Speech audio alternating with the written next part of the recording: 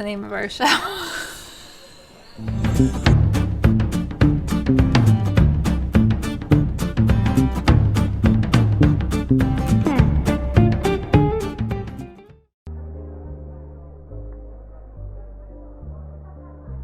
Sorry, I had to unmute that mic. Hi, everybody. How you doing tonight? My name is Todd. And I'm Terri. And we are... The Large Glass. The Large Glass. It's nice to see everybody. So we wanted to start by thanking you guys for watching, which is, really exciting that you're here. And I want to talk a little bit about Twitch and how, I know some of you might be new to Twitch. I know that there's a few relatives out there watching that are like, what is this thing? So the one thing you really want to make sure that you do is it is possible to watch our show on Twitch without following. So it says that somebody's spamming on the chat. So this is the first thing we want to talk about, actually, is the chat window that you can see in Twitch is live with us. We can see it. And so this is not a show where we talk at you. It is a show where we are able to actually see your comments and see what you're saying to us, and then we can respond to that and make that part of the show, which is kind of the whole reason why we're here. Yeah. Right? The other thing we wanted to warn you about right away is that we might have some technical difficulties during the show. Yeah. So if you just hang tight, and if you see a glitch happen and you can't hear us or the show goes black for some reason, just hang out for a couple minutes. We'll be back. So one thing that some of you might not understand is that in that chat there are bots. Those bots try to moderate that chat. So first of all, I see that Ben on there just said, hey Todd, and he put a lot of exclamation points. Well, that's going to sort of get, checked by that bot. He's going to be like, nope, sorry, that's spamming. So you can chat on there, but the bot might jump in and be rude to you. So we apologize about that. As far as technical issues go, we tend to have a few problems with our processor on this computer. It is a good computer, it is new, but Streamlabs OBS is a giant processor suck. So we wind up getting lagged out a lot of the time. So the nice thing is this thing buffers really, really well. And even if we have to shut down and restart everything, you might actually still be watching the stream. So you might not even notice we're gone. And the mic goes out too. Sometimes the mic drops out. So if the mic drops out, get us in the chat, okay? So if you're just say, I can't hear you. I can't hear you. So if you're able to type in chat right now, say something, say hello. Let us know that you're out there, and it'd be great to see who is all there. Okay, so we also drink wine on this show. We do drink wine because it's called the Large Glass, and it just makes sense. What are we drinking? I started already. So we're going to actually take a Spanish wine tonight because it kind of correlates to who we're going to be talking about. Yep. And Todd actually picked this up at our local liquor store. We're not quite sure who recommended it because it came with really awesome reviews, but it's not really awesome. So anyway, it's by the Black Slate. It's 2017. Forgive me, I'm not going to pronounce it correctly, but I believe it's called the Escalade. Escalade. Escalade. Yeah, it's from Black Slate, 2017, and it is okay. A little thin for a cab blend, and it being fall. I wanted something big. Yeah, it is the first day of fall, the autumnal equinox, so it's another good day for celebrating. So this kind of went with the season as well, but I'm glad I didn't start drinking it right away in front of everybody because my facial contortions were quite funny. So hey, mom is on the show. She's like, hello, and I have my wine and I'm ready to go. Yahoo! Good job, Mom. Okay, great. And Ben, yes, of course it's okay to say hello. It was just, I think what happened when you said hello is that bot was like, no exclamation points. So I got to fix that, but what are you going to do? So anyway, Black Slate 2017 does not get a good recommendation tonight. It's not great, but we'll drink it. If anybody argues or says they love this wine, that's fine. Go ahead. All right. So what do we got tonight? I just want to make sure that we covered everything in our little housekeeping rules here. So we've got a little cheat sheet here just to remind us about what to do and what to say. So we've been trying to encourage you guys to chat. The other thing we have to say, which I'm a little embarrassed about, is we'd like you to donate too if you can. Todd knows more about this than I do. I hate asking for stuff like that. But, So Twitch is a funny thing. Twitch has these different levels of participation for us, the streamers. We basically come into this thing as total noobs, and we get no recognition whatsoever. So the first thing that we have to do is we have to gain what's called affiliate status. And to get to affiliate status, we have to have so many followers, we have to have so many people active in the chat, we have to stream for 500 minutes in the first 30 days, which I'm also streaming on Sundays. I actually draw live online for more than 2 hours. And that was a real experiment in technical difficulties this weekend. But once you check all these boxes on Twitch and you get your affiliate status, you can actually start to get subscriptions. You can use emotes in the chat. There's a whole bunch of stuff that, thank you, Ben, for that. Yeah, I think she looks a lot better than I do, but I kind of disappear in this black. Once you get to that affiliate status, you can do all kinds of really interesting things with the way you treat and sort of support your viewers and help to sustain that. So our goal is to get to that, right? So first thing we need are follows and people talking in the chat. But you can donate, and donations are great because it takes a lot of work to do this. And even though we're kind of doing it for fun, it'd be nice every once in a while to just get, I don't know, a latte, a cup of coffee, something, anything. Okay, so anyway. Right. All right, so that's pretty much all the housekeeping stuff that we wanted to talk about. So you want to lead off, or? We're going to do a segment every week about getting over your fear of art. I'm a professor of fine arts, and I talk about this stuff all the time. And I find that a lot of people actually approach me and talk to me about art because they really want to, but I think they're not used to it, or they're afraid of talking about it. So every week I want to talk about this briefly and give you some kind of inspiration to go out there and maybe feel a little bit better about doing this once in a while. Mm-hmm. Yep. So the first thing we're going to talk about this week in getting over that fear of either talking about art or making art is going to come from the great... Our guru. A guru. A guru. I don't want to own him. So many. I don't think I kind of do, but go ahead. You actually kind of do, because he's actually responded to some of your Instagram posts. Well, he responded to some comments that I've made. That's big. But I think it's also because I'm on there sometimes when he first posts something, and then he, so I think I'm just one of the first posters, really. That he is Jerry Saltz, and Jerry Saltz is a very well-known art critic who is incredibly accessible, and I know that some people have their thoughts and opinions on him, but I gotta say that when you follow him, and I participate a lot in the art world, I feel like the things that he says are really, really inclusive. I feel like they really have an understanding about people that want to break into the art world, and he reaches out to those people. So he's got this really awesome tiny little book called How to Be an Artist. And I'm not saying you should go out and buy this, but if you ever wanted to just have some insight into what it's okay to do and how it's okay to think and how it's okay to feel, I think this opens up some really great doors for you. And so I've pulled a little chapter out of this, and I'm not going to read it because I'm not here to read to you. But the basic gist of this chapter is art, remember this, art is not about understanding or mastery. And the first thing he says in this is, he says, no one asks what Mozart or Matisse means. And we don't. No, we don't. If we sit down and listen to a Mozart piece, we're not sitting there trying to take it apart and decide what its meaning is. Mm-hmm. If we pull out that record album, that's the Mozart, we might look at the liner notes and read about maybe what was going on at that time, mm-hmm. Maybe what he was thinking about in that period. But nowhere in that does it necessarily, sometimes it does, get into exactly what it means, right? Unless it's maybe an opera or... Maybe, but not really. I guess the point here is, and he goes on to say this, he goes, when I'm listening to ABBA, I'm not thinking about what it means. And we're not. We're too busy dancing, right. Really. I mean, right. It's ABBA. Exactly. So you are kind of the dancing queen. Oh.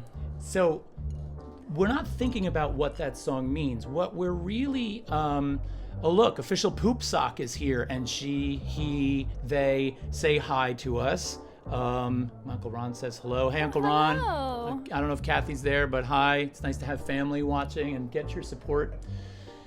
So Jerry Salt says we're not thinking about what ABBA means when we listen to them. And when we go to look at a painting, right, oftentimes what we're confronted with before we even walk in the room is this gargantuan wall of text that everybody stands and reads. Yes, they really do. Actually, I wasn't even thinking about that, but those little darn placards that try to tell you, well, they do give you the history, they give you the title, they give you a little bit, about when the piece was made, and you can put it into the whole context of everything. Right. But it's a lot to read, and when you're going there just to look and get that visceral response, that's a little hard. It's almost interrupting.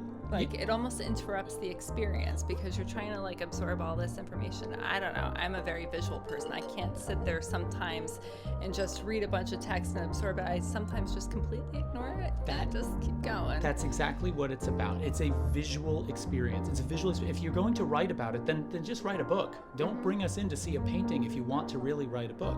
So when you're confronted with that work of art, you don't need that audio guide. You don't need that giant piece. And don't get me wrong, I'm an educator, right? And I know that the efforts that are being put forth by all of that, they're really about education, right? And I get that, but I think we're missing the mark on that, right? Because I think what it really should be about first and foremost is, what do you see?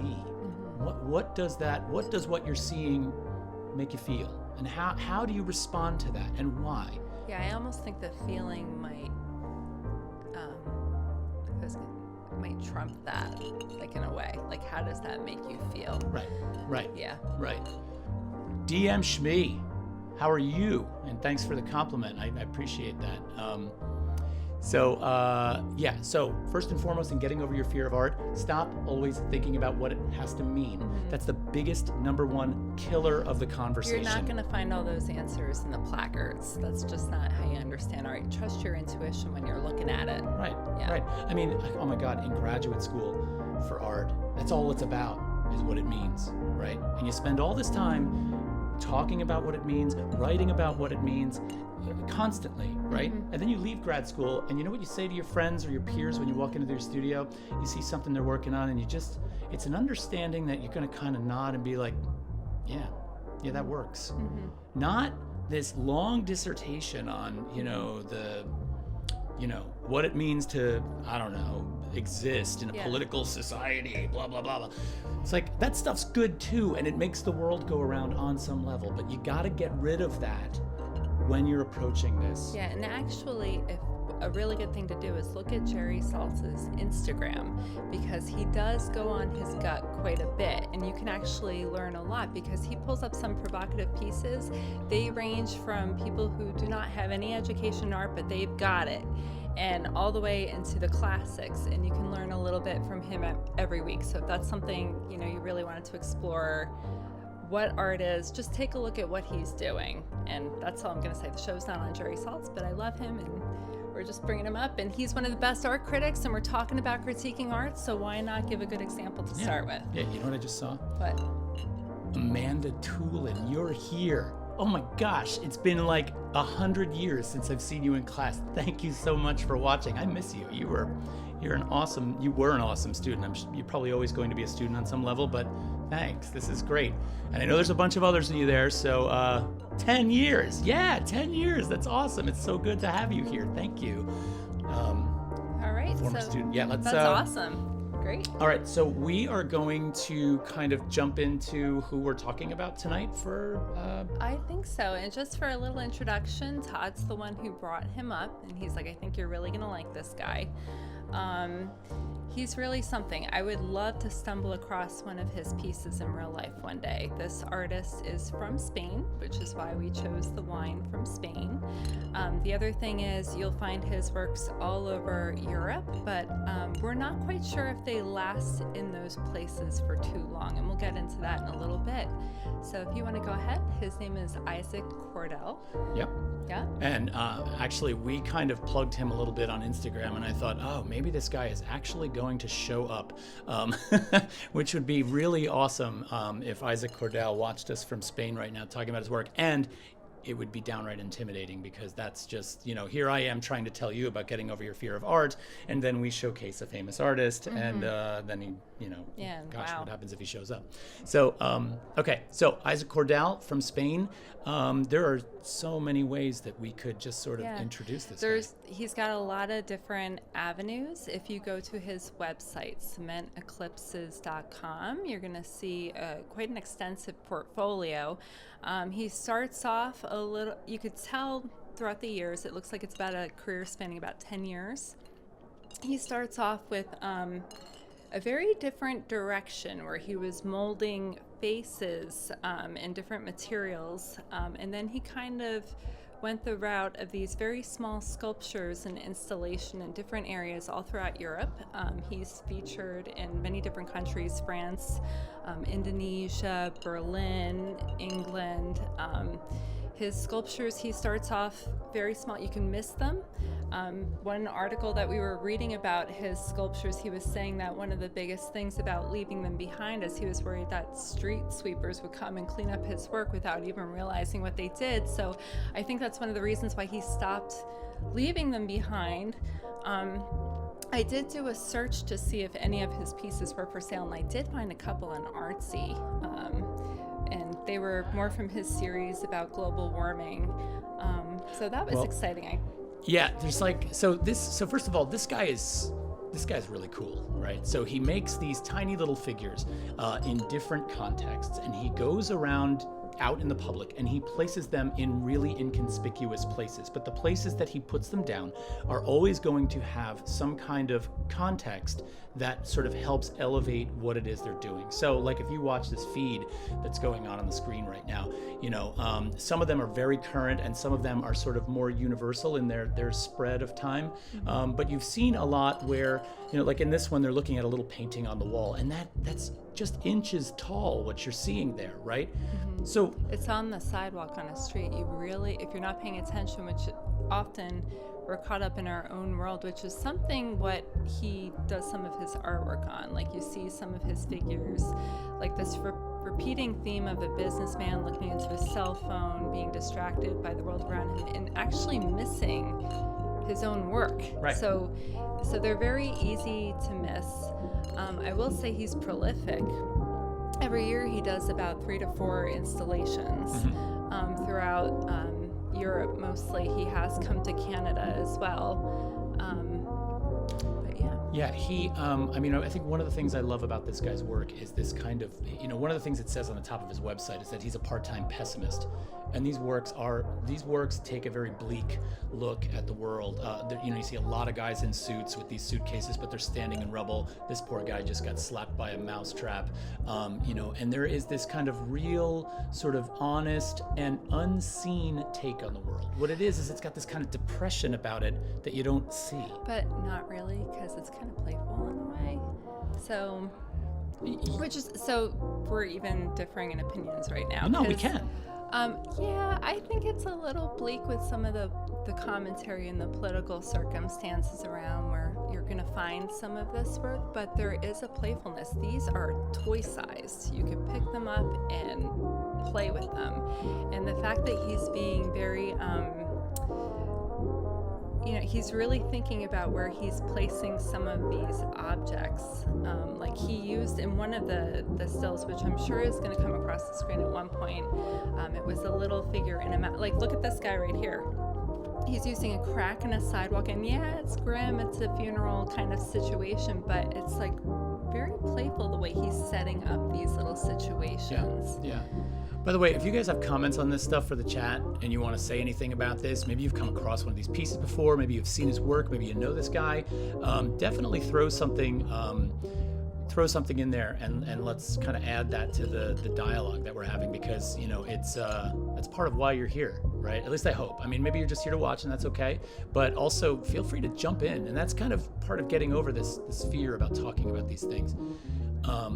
So yeah, Cordal does this thing that sort of recognizes not only the subject matter of the piece he's installing, but it recognizes the place that it has in the world, right? And that place that it has in the world is an unseen place, or a potentially unseen place. And it says, hey, you know what? If you don't wake up and look around, you might have missed this. And what is it that's happening there? It reveals something about the world. It reveals something about that little figure, if it were real, Yeah. right? And here you are, and can you imagine? Just imagine for a minute, you're walking down the street, you're staring into your phone, and you step on one of these things and break it. And it has happened. I mean, I have a feeling that might be one of many really interesting ways to encounter, tragic but interesting ways to encounter this work. I can imagine. They are fragile in a sense. But just coming across this on the street, like, how would you respond to it? Like, would you think it's a toy? Would you, like, get down on your hands and knees and maybe explore it a little bit further? You know, Amanda just said the obscurity of them sort of highlights how we ignore the issues that he's bringing up. This And is true. that's exactly right. Yeah. Right. And there's kind of a loneliness about them, but I mean also there's a general sense of either toxicity, there's a general sense of disarray, and possibly even like urgency almost, right? I mean, it's like when you look at one of these small figures looking at a painting on the wall, I mean, who hung that painting on an outside wall in the first place? I mean, if you just think about the contextualization of it, it's a little absurd and a little sad at the same time. Yeah, it is. But yeah, this is pretty good. So one thing that makes me interested in this work, and I've done a fair bit of this work myself, is the idea of being a street artist, the idea of actually leaving something out in the world and leaving it behind. There's a fair bit of work that goes into this stuff. There is. His studio practice is really involved. And then you take the work out into the world, slam it up on a wall or down in a corner somewhere or in a puddle. I mean, there was actually one of his little sheep was actually placed in a pile of horse dung. Yep, you expose it to the elements, to your basic, there's a chance that your work will get destroyed. Right. And you know, you wind up taking a real risk, I think. I just want to pop over to the Instagram, which doesn't seem to be working. So let's see if his website will work, because that might actually be a little bit better. And here we have his website, which is cementeclipses.com. I got this really cool video here that we can watch, which I really think is quite telling. It goes into a little bit about how he installs stuff. It goes into a little bit about how he actually sort of leaves them, photographs them. It's really interesting. There's the sheep with the people faces.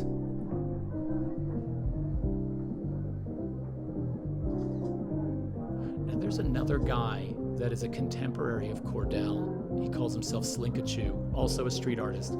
He deals on a much more microscopic level. His pieces tend to be installed. They're typically taken from model train sets, and so they're like millimeters big, like the size of your pinky nail. And he sets up even more easy to miss situations. In one of his scenes, he's got two figures that are sort of drowning in the remaining sauce of a styrofoam container of tikka masala, that was kind of discarded on the street, and he has them sort of bathing in it and almost, perishing in it.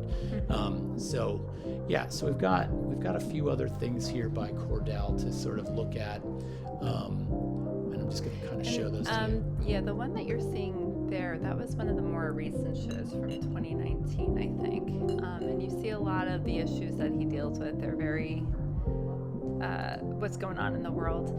The funny thing, this was a great show right here. You see this guy up here sort of standing like he's going to throw himself off of that little wire there. There's a lot of scenes that sort of imply this suicide. Balconies to nowhere.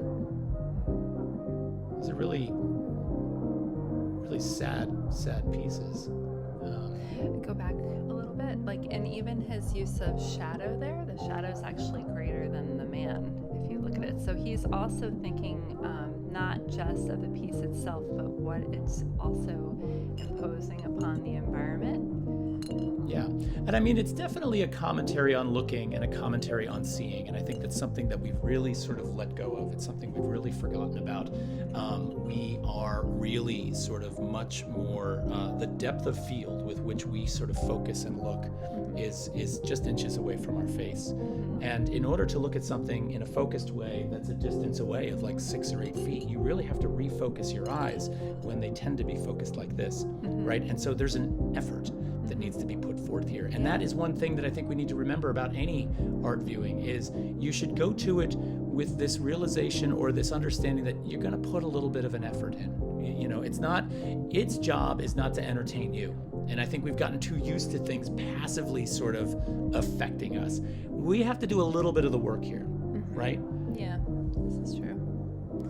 Well, that's part of our culture right now with the how we're being trained with looking online and scrolling and scrolling. As I'm scrolling and scrolling. Yeah, I love that piece. That one is just really beautiful. I love that.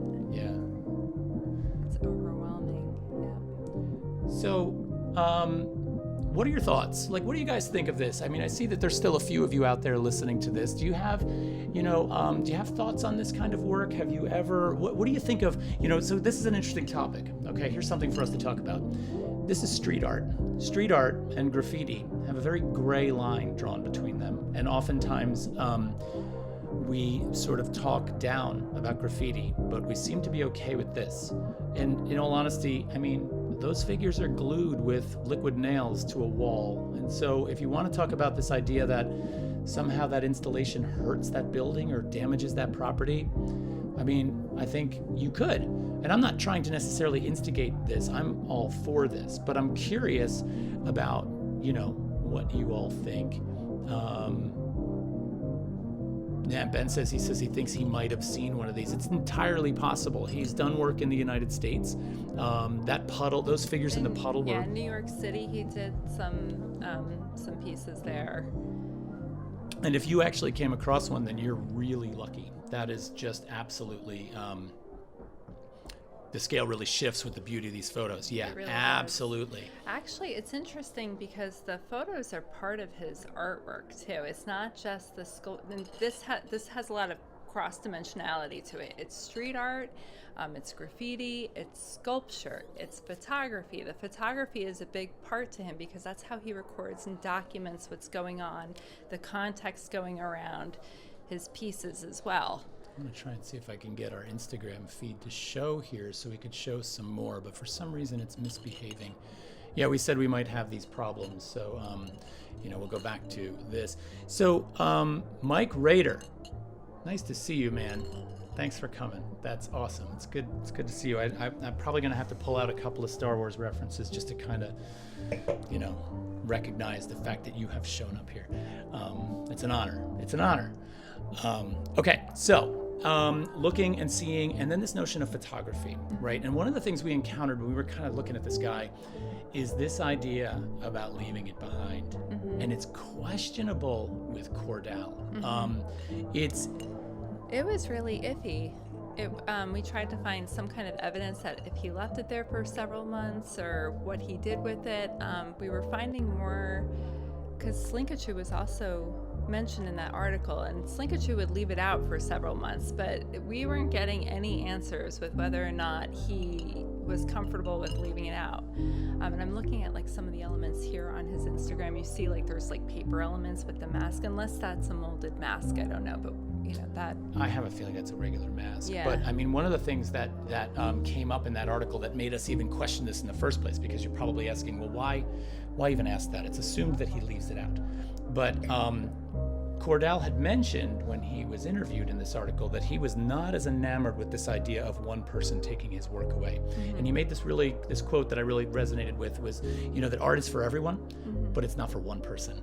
And so when he puts a piece out, first of all, so many people recognize his work now that there's usually a crowd of people standing around watching him install. And when he wants to take that photograph, he's actually got to sometimes wait for people to clear before he can do it. And if he walked away at that point, that there would probably be a street brawl of people trying to grab that thing and pick it up. Probably. It would be like catching Banksy. Yeah. And he's very conscientious about the angles that he takes the photography from, you know, because he gets down on his hands and knees, like the one image with the sheep. I don't know how to work your computer, but if you go up a little bit, That's right. yeah, he got down on his hands and knees for the sheep picture. It almost looks like they're to scale, maybe. I mean, we all know better because we saw him installing them and creating them. So, but with the images, it kind of changes the whole meaning a little bit. Well, and you know, I think this also goes to what Mike just said about the scale and the shift of the scale and how, you know, that it really affects the beauty of the photo. It becomes something entirely different. It's almost as if the scale of the subject is human scale and the other things around them now become gargantuan, right? Whereas if we encounter this in the real life setting, it's the flipped opposite. We're gargantuan and this other thing is, you know, this tiny little entity, and it really has a different meaning. And I just talked about not really getting into the meaning, but without talking about the meaning, you can kind of reference that the implications of the piece shift at that point, right? The implications of seeing a photo of the thing versus the implications of actually encountering the thing are two almost totally different pieces, which is very strange. It is. Yeah. So, and you know, there's actually a really good reference we could make here, and it references to some degree the name of our show. All right, somebody type in the comments where the name of our show comes from. Amanda, if it's you, you get major bonus points because I know you've been doing your homework for the last 10 years. Mike, I almost kind of want to exclude you from that because I know you're going to get it within like 3 seconds, but go ahead and type it in there anyway. The large glass. What is it? Anybody? Anybody want to pop it in there? I know you're Googling it. You That's don't Google cheating. it. Don't do You that. can't Google it. That's okay. I actually did not know what it meant either. Todd picked out the name, and it was very fitting. So Now, of course, we have to wait because there's a buffer, right? There's a delay. There's a okay. slight delay in what we say to them. So they all might. right. No, do you want some more wine in the meantime? Yeah. Let's. All go right. ahead So and while pour we're some waiting, more. we're gonna pour some more wine here. Is the music too loud? Amanda does not know. Okay. Amanda does not know. Amanda, that is okay. That is okay. It's not exactly a well-known reference. So, oh, Mike Rader, should I? Okay, good. All right, good. I stumped somebody. He always gets me on the trivia, like the Star Wars trivia. We have this thing we go back and forth on, and so I got him. All right, the large glass is actually one of many pieces well known that was made by an artist named Marcel Duchamp. Now, we're not going to go into another artist tonight, but the large glass was one of his most well-known. His most well-known piece is the urinal that is signed Armut. Everybody that has sort of at least taken an art history class has seen that piece at one point in their life, right? But the large glass was really one of his swan song pieces, and it was brutally damaged when it was being shipped once. It was actually dropped, and it's got all these cracks that run through it. And so if you're ever in the Philadelphia Museum of Art, you can stop in and see that Aronson collection, and the large glass is there. But when you go to the Aronson collection, you don't typically go there to see. Yes, actually, I lived in Philadelphia for a number of years. Membership to the museum was always in there, and I remember when you and I first started dating, and you're like, "Oh, you must have seen this piece," and I was like, "No." You took me, and it's like, honestly, you would think it was like in the janitor's closet. Right. It was. So the piece that Terry's talking about is called the Tantanay. And the Tantanay, and trust me, and any of my students that are out there listening, you know that I am making a gigantic circle that's going to come back around at some point in the distant future. And Amanda says, "Oh darn, saw some amazing pieces in Scotland this time last year." You mean you saw some Duchamp pieces that when you were in Scotland? Because that's cool that stuff was traveling. I like to see that stuff move around. So cool. Oh, that's great. And you know, and when his work travels, it's actually kind of interesting because it sits in such a static way for so long in the Philadelphia Museum. They actually own the collection, so it's great to get it out and move it about. Anyway, a Tantanay does come back around to this. what it is just to give you kind of a brief little thing. I don't think we're going to do Duchamp on this show because it's probably not something anybody's going to. I think we're mostly Yes, gonna Mike. stick with new stuff. Yes, the bride stripped bare by her bachelors. Yes, that is. So yes, that's the large glass. It's sort of, the large glass is the parentheses title of the real title called The Bride Stripped Bare. I think it's by her bachelors. So the when you go look at a tantanet, okay, you are presented with a wooden door, much like the wooden door on the background of our little screen right now, right? And you don't even notice at first. It's got a little rounded top. It looks like it came out of the French countryside. You don't even notice at first, but there are two little peepholes in the door, right? And so when you walk up and look in the peepholes, you see a scene inside that is made sculpturally, dimensionally, and it's layered. So the first thing you look through the door and you see a broken brick wall. And then when you look through the broken brick wall, you sort of see a reclining figure in a thicket of thorns.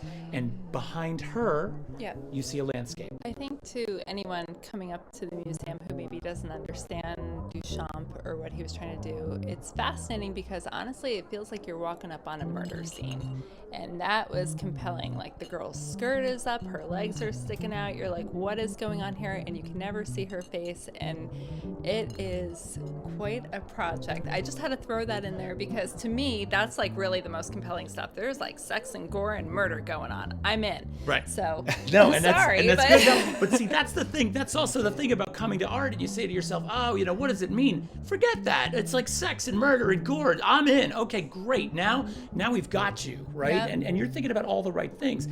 I'm going to kind of take an academic tour of this for a minute, though, which is one of the things I said I wasn't going to do, That's but okay. I get really excited You're about very good at it, so go for it. Mike's comment about how the difference between the actual piece and the photograph made me think about this. Okay, so in a nutshell, and I'm going to run down this really, really fast, okay? Duchamp starts out as a painter, right? He's actually a cubist painter when he starts out. He abandons and denounces painting. He says, painting is dead. I'm moving into the ready-made, and he begins working on sculpture. And he's actually using bought things from the store, like a snow shovel or a urinal, right, to sort of make these ready-mades. And he spends the rest of his career doing that. And then in his 50s, he vanishes.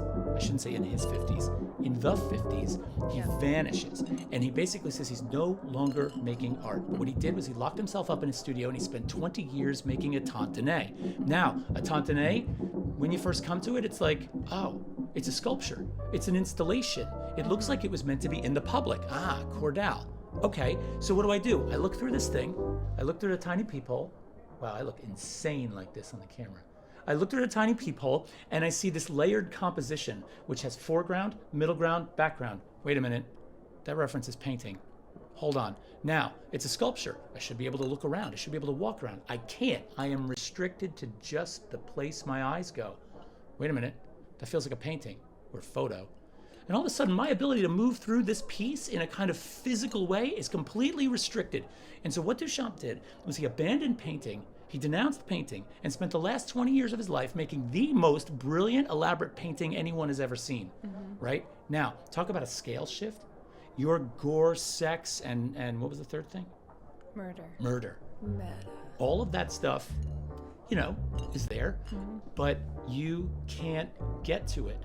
And in this case, I think what Cordal does references Duchamp in a really cool kind of way. It's like, yeah, I put that on the street, I took a good photo, and then I picked it up and took it home, and you get the photo. I mean, in a sense, right? Yeah. Because the odds, it would be brilliant to see this in real life, but I think that's it. I don't know if he does sell the pieces. Like I said, I was trying to research that because like Todd and I like to dream that we own this awesome collection of art. And man, I would love to own one of these things, but there were only a couple pieces available. So. I think I would feel really bad. You think so? Owning a piece of Cordal's work. Why? Because it's just not where it's meant to be. Yeah, but he doesn't even want it there. That's why he took it down. Well, but he doesn't want it in one person's house either. It's like putting it in art jail. So where does it go? You got me. Huh. I think it probably would be better to just let it decay. Like put it in a place no one can get it until it actually just evaporates into The earth? the earth. It gets consumed by the elements. It's just a thought. Maybe. Ben Ben says, not only do I appreciate the craftsmanship, I admire that he has the courage to let these pieces go, which is what we're talking about right now. Yeah, it's pretty hard as an artist to put your stuff out there knowing what could happen to it, that you spent all this time and emotional energy making something, and it's either going to get rained on, stamped on, sleeted on, who knows. Yeah. So years ago, I did a series of pieces that I put out on the street that were block prints that were then hand painted on newsprint. And then there were a lot of trees and tree houses built into these pieces, and I cut out all the spaces between all the branches with an X-Acto knife, and they took hours. And I would just take one in my backpack on the way to work, and I had a little squeezy ketchup bottle with some weed paste glue combination in it and a small paintbrush, and I just squirt it on, put it up, and walk away. And I realized that it was like 4 hours worth of work. Yeah. And you just put it out there in the world, and in time it goes away. But there's something really, really, and I think this is where graffiti has its roots, and I want to do a show on this one night, is, the spaces out there in the world are where things really get seen. And the white box galleries that we tend to strive for as artists, if that's what you want to do, it's containment. And I think Cordal really sort of exposes that containment, exposes how that containment doesn't work for the work, right? So, you guys are quiet tonight. I know it's the first time. We probably have to lube up a little bit and get better at this. It looks like there's still a decent crowd out there. We got Commander Root is hanging out. Lurks. Mike is still here. Official Poop Sock is still here. Awesome. We've got some people hanging out. One other reference that I think is really interesting to make, and if you want to go look up people that kind of work like this, and there's the granddaddy of this kind of work has kind of been left out of the conversation up until this point. But we've talked about Cordal, we've talked about Slinkachu, that's Slinkachu, Slinkachu, that's his street art name, and he doesn't reveal his real name. Is a guy by the name of Charles Simmons. Charles Simmons is still alive, but he worked primarily, his major body of work that everybody recognizes is probably most well known in the 1970s, late 1960s. And Simmons used to do this amazing stuff where he would handcraft all these tiny little bricks, and he would take them out into the streets of New York and look for broken sections of building, and he would build these gorgeous little cities that were all made out of brick in them. Yep, and it was another thing. If you blinked or you were preoccupied with something else going on, you were going to miss it. Yeah. Yeah. Yeah, and actually, even when he installed a piece in the Whitney Art Museum, the old Whitney Art Museum, he had installed it in a stairwell, below the handrail, in a window well. And so again, if you're walking up the stairs and you don't stop to look over that edge, you completely miss it. This is true. Which I loved about that work. So, all right. So, other thoughts? Anybody want to chime in here? Look up Charles Simmons. He's a really, really good reference to have. I'm just scrolling through some of his other work now. Like, a lot of his work deals with these businessmen figures in a certain... This one was from a show that we're seeing right now, and this was about ego and follow. That one that went by? The one that went by with was all the called. water? It was a show called Follow the Leader, and you see all these lost businessmen standing in a big pool of water and not knowing which end is up or what end is down. I believe this might have been from the same show, but I might be wrong on that one. So he's done lots of shows. Another thing is he finds some repeating themes. In some instances, he almost has a sense of foreshadowing, because he did a show back in 2017 called Splash and Burn in Indonesia, which was about the palm oil industry, which focused on deforestation and human and animal displacement and stuff like that. Just can't get that to work. Let's go. That's okay. But Here we in that you see the use of masks back then, 2017, 3 years ago, and you see some of the same figures reclining in masks and not using them correctly. But it was a totally different, like that one right there. Do you see how that was from that show, in which he, was a businessman leaning back and all this stuff was going on with the palm oil industry. And it's a very different vibe right now when you look at it from the perspective of 2020.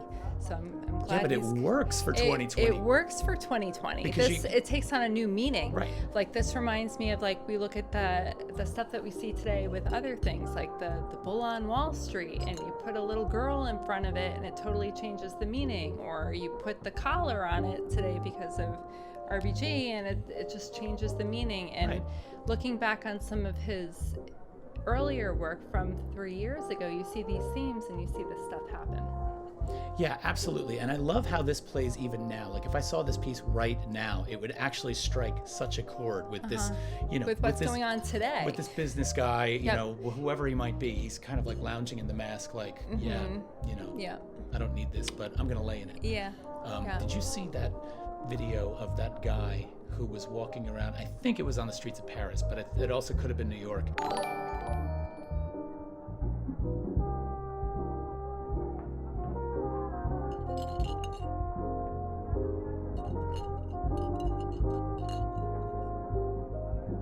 About it. I'm like, Well, it says, we're getting error messages. Anyway, so I think that, we've had a decent show tonight, and I'm hoping that you guys have, gotten something good out of this. I like doing this. Now, I'm curious if you want to submit suggestions for people to review. The one thing that we really liked about doing this is we didn't talk too much about this person before we started reviewing his art, because we wanted to try to keep it as organic as possible. Right. So every time he started saying something, I'm like, stop. I don't want to know what you have to say about him, because usually when we go to a bar, I couldn't talk. When we go to a bar, this is kind of how we roll. And I'm like, wow, if other people could join us, that's cool. But we don't like to say too much. We want to make it seem as organic as possible, as if we're stumbling across the artist for the first time. We want gut reactions, visceral responses. Right. And that's really important. So you can recommend somebody. I don't think we're going to say too much about it beforehand, so that we come in and we experience it for the first time as much as possible. Yeah, I agree. I think that, I think keeping it from one another is... It's good. I like knowing who we're picking, so we can kind of do a little bit of... I couldn't talk about Isaac Cordal all week. Every time I kind of came at you and I was like, oh, guess what I found? You're like, well... Yeah. And we did practice a little bit, but we pulled up a totally different artist that Todd was like, let's do this guy. And I never saw him before in my life, so we would just start the banter and see where it led. Right. And the only reason we're not going to tell you who the guy was we practiced with is because I think we're actually going to do him. We might actually do him. He was really cool. Yeah. Well, I mean, look, we want to present artists that you're going to be interested in learning about, or at least looking at. And so some of that work is going to be, it's definitely going to be contemporary work. It's definitely going to be work that's current. But I think one of the things I really want to do is make you want to look at it, right? So we're gonna kind of thank you. Yes, great approach. And I think that's kind of the way to go here, is to kind of keep you engaged. And I think the more we bring up people that are like, I was once always told something, and that is, I had there was a group of people I kind of worked with that were all involved in the idea behind the work, the idea. But what's the idea? And I was really interested in kind of creating the vessel that idea was delivered in, and really focusing on that. And I was really down on the notion of what I did, because I thought that the idea was all that mattered, and that what I did, which was really carefully work on something, didn't have the same gravity. And this person, who was my old first year graduate school advisor, Tom Butter, who's a well-known artist, look him up. Tom said to me, he said, look, you can have the greatest idea in the world, but if you don't have something to deliver it in that's interesting to look at, it doesn't matter. That's true, right? And so I think it's a balance. And so I have no idea why I started talking about this, but maybe you can remind me? Well, we've had like 2 glasses each, so I don't think I can remind you. But let's just keep rolling. All right. Well, I think we're probably coming up. We were going to run this show for 1 hour, right? And we are coming up on that 1 hour mark. So I would love it if you guys gave a follow if you haven't already. I know that some of you have, and I really appreciate that. So follow our channel. 2, send us something in the chat if you're interested in seeing an artist on this show. Mike Rader, don't be surprised if we do you, because I think having you on this would be fantastic. And if you have not seen Mike's work, don't go look at it yet, because we don't want you to we don't want to spoil the show. We don't want a script. We just want to roll. Mike, would that be okay? Would that be okay if we had you on here? What do you think? All right. Maybe he's off working in the studio. I see him still there, but anyway. Yeah. All right. Well, I want to personally thank everybody for spending some time with us. It's an honor to have you come and watch us do this. I mean, I hope it's enough to bring you back, and maybe we'll have something really exciting for you next time. I think we will. All right. Good.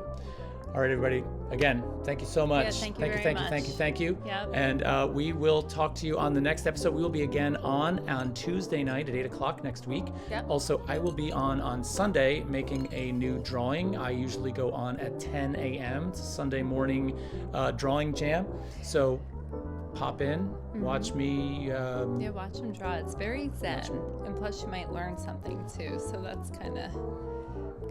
Ben says he'll be there, and I know you'll be there, Ben. You're a good supporter, and I appreciate that. Oh, by the way, Ben Hagenbush, you want to see some crazy craftsmanship? You want to see some crazy work going on? Look at NJ Creatures of Clay. This guy knows how to manipulate material. He is a master draftsperson when it comes to three-dimensionality, and he crafts these really amazing replicas of creatures from movies, creatures from TV shows.